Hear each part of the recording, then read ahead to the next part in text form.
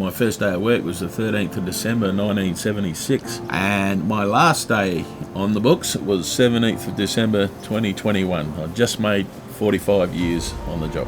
I got into the role because I was doing quite well at school, and one day my dad came home from work and said the smelter's looking for a trainee assayer.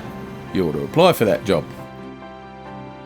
Back in those days, there were whole families, generations of people, lads would start there and they'd be, oh, my dad works over here and my uncle works over there. After 19 years in the labs, the boss came to me and said, I want to talk about your career. I need to rejig the environment team. I think you'd fit. The environment team monitors what emissions are we making to the air, what emissions are we making to the water. It was a 3-month secondment and I ended up staying 7 years.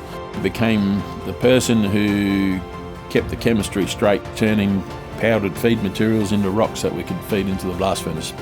I've never felt that I had a more rewarding job than that one. It was the team that you were with. People will always tell you about retirement. You don't miss the job much, but you miss the people. I started there when I was 16, practically family. That we get a lot of young people come through, they just amaze me at how much they know. A lot of stuff was done by hand. In this day and age, to analyse a blast furnace slag sample, you grind it up, you melt it up, and you put it in a machine.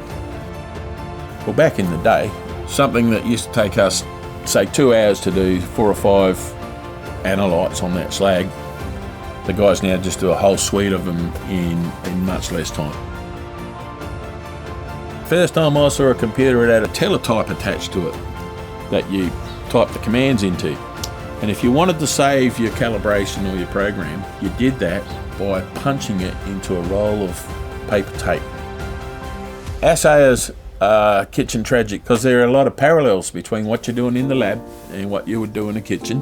I had to know a bit about refractories and that. It certainly helped me make a decent pizza oven. You always felt there was someone with you, always someone on your side. A lot of them were leading the way.